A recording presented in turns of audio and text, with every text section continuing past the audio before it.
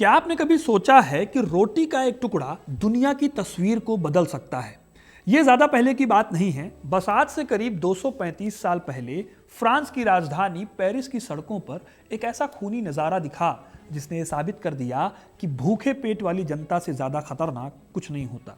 उस दिन हजारों लोगों की भीड़ ने न सिर्फ अपने राजा का सिर काटा, बल्कि सदियों से चली आ रही एक सोच को भी मिट्टी में मिला दिया।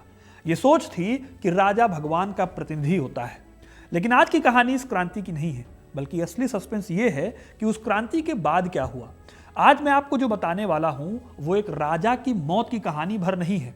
यह उस खूनी सफर की कहानी है जिसमें आजादी की तलाश में लाखों लोग मारे गए, जहां दोस्त दुश्मन बन गए और जहां एक क्रांति ने पूरी दुनिया को यह सिखाया कि अधिकार कोई दान देने वाली चीज नहीं है, बल्कि लोगों का हक है। कैसे एक क्रांति ने दुनिया भर को अधिकारों की, समानता की, धर्मनिरपेक्षता की वैल्यू सिखाई, ये सब जानेंगे आज की इस वीडियो में, जहां हम बात करेंगे फ्रांस की क्रांति की।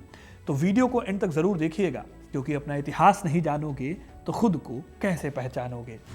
दोस्तों, यूपीएससी आज भी इंडिया के सबसे टफ एग्जाम्स में से एक है। हर साल 10 लाख लोग इस एग्जाम के लिए अपीयर होते हैं या फॉर्म भरते हैं। अब यूपीएससी के लिए पढ़ते तो सब हैं, पर प्रीलिम्स वही निकालते हैं जो सही टाइम पर खुद को टेस्ट करते हैं। और सेल्फ टेस्टिंग का वो फॉर्मूला हमने एक्सपर्ट्स के साथ मिलकर महीनों की मेहनत के बाद तैयार किया है, वो भी सिर्फ आपके लिए।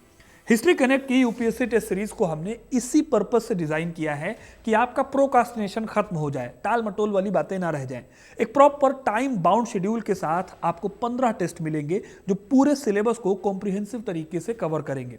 इसमें सिर्फ आंसर नहीं होंगे, बल्कि इन डेप्थ एक्सप्लेनेशन मिलेगी आपको, जो आपको यूपीएससी माइंडसेट में ट्रेन करेगी। आपको पता है कि मैं अपने कंटेंट की क्वालिटी से कभी भी समझौता नहीं करता हूं, और वही सीरियसनेस आपको इन टेस्ट पेपर्स में भी दिखेगी। अगर आप इस साल के प्रीलिम्स को लेकर सीरियस हैं और एग्जाम देना चाहते हैं, तो इस टेस्ट सीरीज को मिस करना एक बड़ी गलती हो सकती है। लिंक आपको डिस्क्रिप्शन और पिन्ड कमेंट्स में मिल जाएगा, वहां जाकर टेस्ट सीरीज को ज्वाइन कीजिए और अभी तुरंत चेकआउट कीजिए। तो कहानी में आगे बढ़ते हैं। फ्रांस की क्रांति की कहानी शुरू होती है एक अफवाह से, जब फ्रांस में एक खबर फैली कि राजा पेरिस पर हमला करने के लिए विदेशी सेना को बुला रहा है। अब जनता के पास ना तो हथियार थे, ना ही गोला बारूद। 14 जुलाई साल 1789 के सुबह को पेरिस की सड़कों पर अचानक ही हिंसा शुरू हो गई। हजारों लोग एक किले की तरफ बढ़े, जो कि राजा की निरंकुशता का सबसे बड़ा प्रतीक थी। इस किले का नाम था बैस्टील का किला। यहां पर राजा के खिलाफ बगावत करने वाले लोगों को अक्सर कैद करके रखा जाता था। कुछ ही घंटों में भीड़ ने राजा के किले को नेस्तनाबूद कर दिया और वहां कैद लोगों को आजाद करा लिया। किले के गवर्नर ने बातचीत की कोशिश भी की, लेकिन गुस्साई भीड़ के सामने उसकी एक नहीं चली। बास्टील के दीवारों को ढहा दिया गया और गवर्नर का कटा हुआ सिर भाले पर लटकाकर पूरे शहर में घुमाया गया। यह इस बात का ऐलान था कि अब जनता डरने वाली नहीं है। जब फ्रांस के राजा लुई द 16 ने आधी रात को जाग कर पूछा कि क्या कोई बड़ा दंगा हुआ है, तो उसके दरबारी ने इतिहास का सबसे सटीक जवाब दिया, नहीं हुजूर, ये पूरी एक क्रांति है। यह घटना फ्रांस में आम आदमी की पहली जीत थी। इसके कुछ ही महीनों बाद पेरिस की महिलाएं हाथों में हथियार लेकर वर्साय के महल में घुस गई और राजा लुई द 16 को महल छोड़कर पेरिस जाने के लिए मजबूर कर दिया। फिर इसके कुछ टाइम बाद राजा को दे दी गई फांसी और मुकम्मल हुई एक फुल फ्लेज्ड क्रांति, जिसे हम फ्रांस की क्रांति कहते हैं। लेकिन सवाल उठता है दोस्तों कि राजा अपने ही राज्य पर खुद पर हमला क्यों करवाना चाहता था, और अचानक ऐसा क्या हुआ कि जनता ने राजा को उसके महल से बाहर निकालकर उसे मार डाला। इसके लिए हमें देखने होंगे वो रीजन जिनकी वजह से एक क्रांति हुई थी। हिस्टोरियन साइमन शामा अपनी किताब सिटीजन्स में लिखते हैं कि फ्रांस की क्रांति कोई अचानक हुआ धमाका नहीं थी, बल्कि ये एक सड़ते हुए ढांचे का धीरे धीरे ढहने का सिस्टम था। 18वीं सदी का फ्रांस एंशिएंट रिजीम नाम से जाना जाता था। इसके तहत फ्रांस का समाज 3 हिस्सों या फिर एस्टेट्स में बटा हुआ था। पहले स्टेट में चर्च के पादरी या क्लर्जी आते थे, और दूसरे में कुलीन वर्ग या नोबिलिटी। इन लोगों के पास फ्रांस में सबसे ज्यादा पैसा था, पावर थी और जमीन थी। पूरे फ्रांस की करीब 40% लैंड इनके पास थी, और ये टोटल आबादी का सिर्फ 2% थे। इंटरेस्टिंग बात यह थी कि इतना सब होने के बावजूद ये लोग टैक्स का 1 रुपया तक नहीं देते थे। फिर आता था समाज का सबसे निचला हिस्सा, यानी थर्ड स्टेट। इस हिस्से में फ्रांस के 98% लोग आते थे। गरीब किसान, छोटे मजदूर, वकील, डॉक्टर और ट्रेडर्स, ये सब इस ग्रुप का हिस्सा थे। ये पूरी आबादी बेहद गरीब थी, लेकिन फिर भी इनसे पूरे देश का टैक्स लिया जाता था। किसानों को अपनी फसल का एक अच्छा खासा हिस्सा टाइथ के रूप में चर्च को देना होता था। फिर वो कुछ हिस्सा जमींदारों को देने को भी मजबूर थे। यानी कि किसान की मेहनत की कमाई दो ऐसे लोगों में बढ़ जाती थी जिनके लिए कभी कोई टैक्स बनाया ही नहीं गया। इसी गैर बराबरी के चलते फ्रांस में गुस्सा बढ़ता जा रहा था। इस गहरी और नाइंसाफी से भरी गैर बराबरी से एक ऐसा माहौल तैयार हुआ जिसे बस एक चिंगारी की जरूरत थी। फ्रांस में चिंगारी लाने का काम, आपको हैरानी होगी, किसी बंदूक या तोप के गोले ने नहीं किया, बल्कि पेन और पेपर ने किया। जिस वक्त फ्रांस की जनता भूख से तड़प रही थी, उसी टाइम पर कई नए नए थिंकर्स का जन्म हुआ। ये मौजूदा सत्ता के बारे में बहुत ही क्रिटिकल अप्रोच रखते थे, सवाल पूछते थे, जैसे रूसो और वोल्टेयर। इनके विचारों को सलून और कॉफी हाउसेस में खूब डिस्कस किया जाता था। रूसो ने अपनी किताब द सोशल कॉन्ट्रैक्ट में कहा था कि इंसान आजाद पैदा होता है, लेकिन वो हर जगह जंजीरों में जकड़ा हुआ है। उनकी ये बात इतनी ज्यादा पॉपुलर हुई कि पेरिस के मजदूर भी राजा के खिलाफ खड़े हुए। उस राजा के खिलाफ जिसके बारे में वो बचपन से रटते आए थे कि राजा भगवान का प्रतिनिधि है। लेकिन इन नए थिंकर्स ने पूछना शुरू कर दिया था कि क्या कोई भगवान अपनी प्रजा को सड़कों पर भूख से तड़पते हुए और अपने बच्चों को रोटी के एक टुकड़े के लिए रोते हुए देख सकता है? दोस्तों, इसीलिए शायद ये कहावत चलती है कि pen is mightier than the sword. इन सभी सिचुएशंस के बीच में साल 1788 में एक अकाल आता है। लोगों के पास खाने पीने की कमी हो गई। इससे जनता के सब्र का जो आखिरी बांध था वो भी टूट गया। रोटी की कीमतें आसमान छूने लगी और एक आम मजदूर की पूरे दिन की मेहनत भी एक वक्त की रोटी नहीं जुटा पा रही थी। इन सब का रिजल्ट ये हुआ कि लोग सड़कों पर आ गए, दंगे करने लगे। उधर वर्साय के महल में बैठे राजा लुई द 16 अपनी अय्याशी में बिजी थे। इतिहासकार मुनरो प्राइस बताते हैं कि लुइस स्वभाव से बुरा इंसान नहीं था, लेकिन वो बहुत ज्यादा कंफ्यूज रहने वाला एक वीक एम्परर था। उसको ना तो अपनी जनता की दिक्कतें दिखाई देती थी, ना ही पॉलिटिक्स की उसको कोई अच्छी खासी समझ थी। इस खराब हालत के बीच में फ्रांस का खजाना भी खाली था, क्योंकि फ्रांस के सम्राट जनता की देखरेख की बजाय लगातार जंग में उलझे हुए थे। पहले 7 इयर्स वॉर हुई इंग्लैंड और फ्रांस के बीच, और उसके बाद ब्रिटेन को नीचा दिखाने के लिए फ्रांस ने एक कदम आगे जाकर अमेरिका को सपोर्ट किया। 1776 में जब अमेरिका ब्रिटेन से लड़ाई लड़ रहा था, तब फ्रांस ने पानी की तरह पैसा और रिसोर्सेज बर्बाद किए। इन सब वजहों से फ्रांस पर कुल 2 अरब लिब्रे का पहाड़ जैसा कर्ज चढ़ गया। लिब्रे वहां की करेंसी है। इस कर्ज को चुकाने के लिए कोई बेटर स्ट्रेटेजी या कोई प्लान नहीं था। राजा लुई 16 को अपनी अय्याशी और जंग को जारी रखने के लिए और पैसा चाहिए था। खजाना खाली था। यह पैसा सिर्फ उस टैक्स से आ सकता था जो कि थर्ड स्टेट देता था। अब राजा की यह मजबूरी थी कि आगे चलकर उसको पता भी नहीं चला कि वो मौत के करीब जा रहा है। साल 1789 में लुई 16 ने एस्टेट्स जनरल की मीटिंग बुलाई। आपको जानकर हैरानी होगी कि यह सभा पिछले 175 सालों से नहीं हुई थी। 5 मई 1789 को जब वर्साय के हॉल ऑफ मिरर्स के पास इन तीनों स्टेट्स के प्रतिनिधि मिले, तो थर्ड स्टेट्स के 600 प्रतिनिधि आम जनता की हजारों शिकायतों के लेटर्स लेकर आए थे। लेकिन जल्दी ही उन्हें समझ आ गया कि राजा और जो कुलीन वर्ग है वो उन्हें सिर्फ रबर की स्टैंप की तरह इस्तेमाल करना चाहते हैं। दिक्कत यह थी कि ये तीनों स्टेट को सिर्फ एक वोट का राइट था। इस वोटिंग की सबसे बड़ी दिक्कत यह थी कि क्लर्जी और नोबिलिटी हमेशा एक हो जाते थे और आम जनता हाथ धरे बैठी रह जाती थी। लेकिन 1789 में जब मीटिंग बैठी तो इस बार ऐसा नहीं हुआ। थर्ड स्टेट के लोगों ने पीछे झुकने से इनकार कर दिया और इन्होंने खुद को ही नेशनल असेंबली घोषित कर दिया। दावा किया गया कि वो ही फ्रांस की असली आवाज है। अब क्योंकि सबसे ज्यादा लोग थर्ड स्टेट के थे, तो राजा घबरा गया। उसने तुरंत थर्ड स्टेट के मीटिंग के हॉल को सील करवा दिया। लेकिन इतने पर भी लोग पीछे नहीं हटे। वो वहां के पास में ही मौजूद इंडोर टेनिस कोर्ट में इकट्ठे हुए और वहां इन्होंने टेनिस कोर्ट ओथ ली। इस फेमस शपथ में उन्होंने तय किया कि चाहे कुछ भी हो जाए, जब तक वो फ्रांस के लिए एक रिटन कॉन्स्टिट्यूशन तैयार नहीं कर लेते, तब तक वो वहां से नहीं हटेंगे। इस तरह से थर्ड स्टेट ने अपनी आज़ादी का रास्ता मुकम्मल कर लिया। ये सिर्फ एक विरोध नहीं था, ये एक नई दुनिया का जन्म था, जहां पर कई नए विचार जो पहले सुने नहीं गए थे उनको जन्म मिला था। लेकिन दोस्तों, जहां पर टेनिस कोर्ट में ये सब हो रहा था, वहीं पेरिस की गलियों में कुछ और ही हो रहा था। यहां अफवाहें आग की तरह फैल रही थी। कहा जा रहा था कि थर्ड स्टेट से लड़ने के लिए राजा विदेशी भाड़े के सैनिकों को बुलाने वाला है। ऐसा इसलिए ताकि वो नेशनल असेंबली और पेरिस की जनता का कत्लेआम करा सके। इस तरह पहले इस अफवाह से लोग डरे, लेकिन फिर जल्दी ही लोगों का डर गुस्से में बदल गया और फिर 14 जुलाई 1789 को फ्रांस में लोगों ने बैस्टील के किले को ध्वस्त करके क्रांति की एक नई कहानी लिखी। इस कहानी के बारे में मैंने आपको वीडियो की शुरुआत में बताया था। अब जब बैस्टील का किला गिरा तो इसकी गूंज फ्रांस के गांव-गांव तक पहुंची। किसानों में यह डर फैल गया कि उनके जमींदार उनके ऊपर हमला न कर दें। इसीलिए इसके जवाब में किसानों ने अपने दराती और कुल्हाड़ियां उठा ली और उन महलों पर टूट पड़े जहां सदियों से उनके शोषण का हिसाब रखा जाता था। उन्होंने उन कागजातों को आग के हवाले कर दिया जो उन्हें जमीन से बांधे रखते थे। फिर नेशनल असेंबली ने इस विद्रोह को शांत करने के लिए 4 अगस्त की रात को अगस्त डिक्री पास की।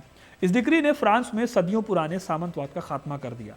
इसके बाद असेंबली ने declaration of the rights of man and the citizen जारी किया। यह एक ऐसा डॉक्यूमेंट था जिसमें डिक्लेयर किया गया कि सारे इंसान आज़ाद पैदा हुए हैं और उनके राइट्स इक्वल हैं। इस घोषणा ने बोलने की आज़ादी, धर्म की आज़ादी, कानून के सामने बराबरी की बात, ये सब कुछ किया। फिर आगे चलकर यही डॉक्यूमेंट ग्लोबल डेमोक्रेटिक सोच का बेस भी बना। लेकिन दोस्तों, इतनी बड़ी क्रांति के बाद एक सवाल अभी भी था जिसका जवाब नहीं मिला था। क्या सिर्फ एक कागज का टुकड़ा भूखे पेट की आग को बुझा सकता था? जिस भूखमरी से फ्रांस की जनता जूझ रही थी, जिसके लिए उसने क्रांति की, आखिर उस भूखमरी को कैसे खत्म किया जाए? जल्दी ही फ्रांस में लोगों को लगने लगा कि देश में फैली भूखमरी के पीछे का सबसे बड़ा रीजन है यहाँ का राजा यानी लुई 16। इसीलिए उसको हटाना अब जरूरी हो गया था। फिर एक दिन 1789 के ही दिन अक्टूबर महीने में सुबह सुबह पेरिस की हजारों महिलाएं बाजार जो जाती थी, उन्होंने वर्साय की तरफ 12 मील लंबा मार्च शुरू किया। उनके हाथों में रसोई के बड़े बड़े चाकू, भाले और डंडे थे। वो बारिश में भीगते हुए चिल्ला रही थी, रोटियां लाओ और उसे बेकर यानी राजा को पेरिस ले चलो। फ्रेंच रेवोल्यूशन में इस मार्च को बहुत ही इमोशनल और पावरफुल इवेंट माना जाता है। इन महिलाओं ने महल के सुरक्षा घेरे को तोड़ा और सीधे राजा के बेडरूम तक पहुंच गई। उन्होंने राजा लुई और रानी मेरी एंटिनोट को मजबूर किया कि वो वर्साय का महल छोड़े और पेरिस के ट्यूलरीज महल में आकर आम जनता के बीच में रहें। इस तरह राजा मजबूर था। अब वो वर्साय के एकांत में नहीं बल्कि पेरिस की जनता की चौकस निगाहों के सामने एक कैदी की तरह रहने लगा। अगले 2 सालों में फ्रांस में शांति रही, लेकिन इस पीस में भी अजीब तरह की टेंशन थी। नेशनल असेंबली देश के लिए संविधान बनाने में लगी हुई थी। उधर राजा के मन में कुछ और ही चल रहा था। उसको लगा कि उसकी ताकत और उसकी लाइफ दोनों को ही अब खतरा है। जून 1791 को राजा ने अपनी पत्नी के साथ नौकर के भेष में भागने की कोशिश की, लेकिन एक पोस्ट मास्टर ने राजा लुई को पहचान लिया। इसके बाद राजा को फ्रांस वापस लाया गया। इस एक घटना ने फ्रांस को पूरी तरह से बदल दिया। असल में इस घटना से पहले तक लोग राजा को भगवान नहीं मानते थे, लेकिन पिता के समान मानते थे।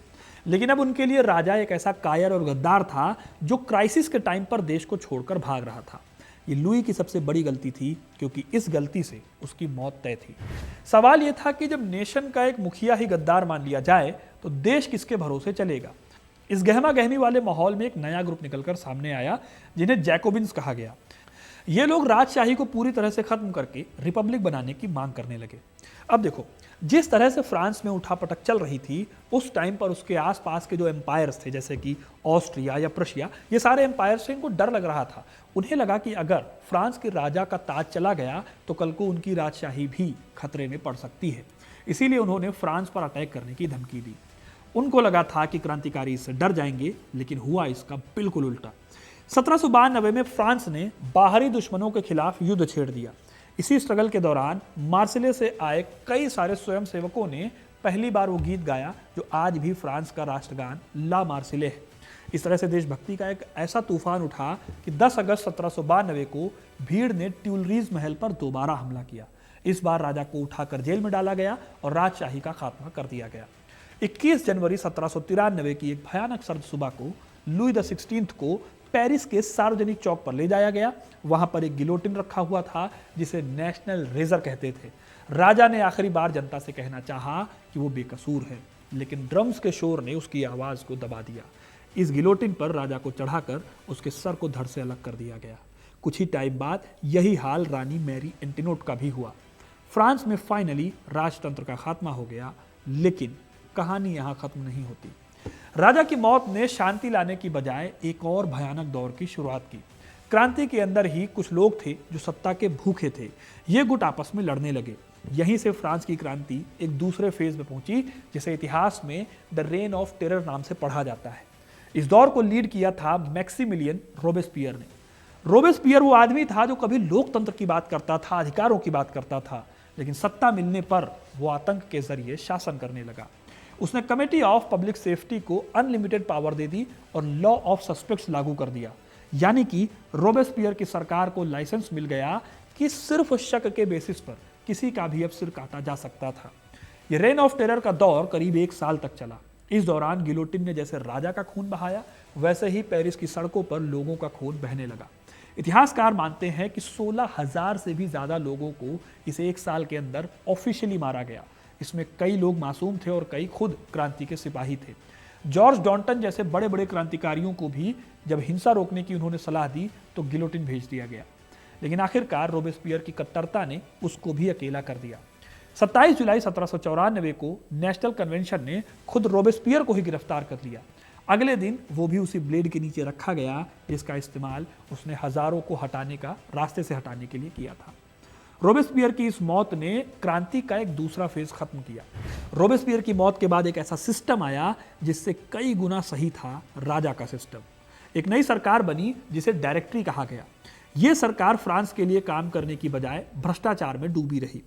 इस तरह अगर आप देखो तो क्रांति के बाद फ्रांस में लंबे टाइम तक कोई भी ऐसा सिस्टम नहीं आया जो लोगों के लिए काम करे। और जब ऐसी सिचुएशन पैदा होती है, जब क्राइसिस आती है, जब लोगों को दिखता है कि कहीं कुछ नहीं हो पा रहा है, तब पता है क्या होता है? एक ऐसा मसीहा पैदा होता है लोगों के बीच से जो क्लेम करता है कि वो सब सही कर देगा, उसके बिना कुछ भी सही नहीं हो पाएगा। यही फ्रांस में हुआ। फ्रांस की क्रांति अब अपने अगले फेज में पहुंच चुकी थी, जहां सत्ता आती है नेपोलियन बोनापार्ट के हाथों में। नेपोलियन ने 1799 में सत्ता को हथियाया, लेकिन उसने क्रांति के उन आदर्शों को पूरी तरह से खत्म नहीं किया जो समानता की बात करते थे। नेपोलियन ने नेपोलियन कोड के जरिए कानूनी समानता और योग्यता के आधार पर नौकरी के सिद्धांत को यूरोप के कोने कोने पहुंचाया। किसानों को गुलामी से मुक्त किया, एक जैसी नापतोल का सिस्टम शुरू किया, नेशनल करेंसी भी लागू की। नेपोलियन ने फ्रांस में चर्च और स्टेट के बीच सेपरेशन लागू किया, लेकिन नेपोलियन की भी एक दिक्कत थी, वो फ्रांस तक लिमिटेड नहीं रहना चाहता था। 1804 में नेपोलियन ने खुद को फ्रांस का सम्राट घोषित कर दिया। इसके बाद उसने एक के बाद एक कई युद्ध लड़े जिन्हें नेपोलियनिक वॉर कहा जाता है। लगभग पूरे यूरोप पर नेपोलियन अपनी पकड़ बना चुका था। उसने कई देशों के पुराने राजघरानों को हटाया और वहां अपने रिश्तेदारों को बिठा दिया। जल्दी ही जो लोग एक्साइटेड थे वो अब डरने लगे थे। नेपोलियन के कब्जे वाले इलाकों में लोगों को समझ आया कि ये जो नए एडमिनिस्ट्रेटिव सुधार हो रहे हैं ये उसकी पॉलिटिकल आज़ादी के साथ नहीं हो रहे हैं। नेपोलियन ने कई जगहों पर प्रेस पर सेंसरशिप लागू कर दी, अखबारों और बोलने की आज़ादी पर रोक लग गई, टैक्स बढ़ा दिए गए और यूरोप को जीतने के लिए लोगों को ज़बरदस्ती फ्रेंच आर्मी में भर्ती करना इसने शुरू कर दिया। लेकिन ये सब करते हुए नेपोलियन की किस्मत भी पलट गई जब उसने रशिया पर हमला किया। रशिया पर हमला उसके लिए टोटल डिस्ट्रक्शन साबित हुआ। आखिर में 1815 में वाटरलू की लड़ाई में उसकी आखिरी हार हुई। उसे सेंट हेलेना द्वीप पर निर्वासित कर दिया गया, जहां रहते रहते उसकी मृत्यु हो गई। इस तरह दोस्तों फ्रांस की क्रांति ने पूरी दुनिया को एक नया डायरेक्शन दिखाया। इस क्रांति की सबसे बड़ी जीत ये नहीं थी कि राजा मारा गया, बल्कि इसकी जीत ये थी कि इसने दुनिया को एक ऐसी लैंग्वेज दी जिसमें राइट्स की, अधिकारों की बात की जा सकती थी। आज का लोकतंत्र, सेकुलरिज्म और जो सिटीजन की स्वतंत्रता है, इन सब के बारे में उसी खूनी संघर्ष से बातें निकलकर सामने आई। इसने हमें एक ज़रूरी सबक भी दिया कि जब आज़ादी की लड़ाई में विवेक और करुणा खो जाती है तब डिस्ट्रक्शन ही सामने आता है। ये कहानी हमें याद दिलाती है कि आज़ादी कोई तोहफा नहीं है, बल्कि ये लगातार चलते रहने वाला एक स्ट्रगल है जिसे हर पीढ़ी को अपने आप से सतर्कता से बचाना पड़ता है। इतिहास सिर्फ अतीत की धूल नहीं है दोस्तों, ये हमारे कल की रोशनी भी है। और प्रेजेंट में हमें बहुत ज़्यादा कोशिश करनी चाहिए अपनी डेमोक्रेसी को, अपने लोकतांत्रिक मूल्यों को बचाए रखने के लिए, ताकि आने वाली पीढ़ी उन मूल्यों को एंजॉय कर सके, उन सभी चीज़ों को एंटरटेन कर सके, सभी राइट्स को जो उनकी हक हैं असल में। दोस्तों ये थी कहानी पूरी फ्रेंच रेवोल्यूशन की। नेपोलियन बोनापार्ट पर एक अलग से वीडियो लाया जा सकता है जिसमें मैं नेपोलियन के सुधार और नेपोलियन के दो साइडेड को जो फेस है उसका वो मैं दिखा सकता हूं। अगर आपको नेपोलियन पर वीडियो चाहिए तो कमेंट करके ज़रूर बताइए। हिस्ट्री कनेक्ट चैनल पर जो एक हिस्ट्री कनेक्ट ऐप हमने लॉन्च की थी, वहां पर यूपीएससी की टेस्ट सीरीज चल रही है, 50% डिस्काउंट अभी भी ऑन है। अगर आप यूपीएससी की तैयारी करते हैं और आप प्रीलिम्स इस बार दे रहे हैं तो ये आपके लिए बेस्ट मौका है अपने आप को टेस्ट करने के लिए और यूपीएससी में अपनी सीट पक्की करने का। तो जाइए कमेंट में और डिस्क्रिप्शन में लिंक मिल जाएगा, वहाँ से इसको डाउनलोड कीजिए और अपने आप को यूपीएससी के लिए टेस्ट करते रहिए। बहुत बहुत धन्यवाद।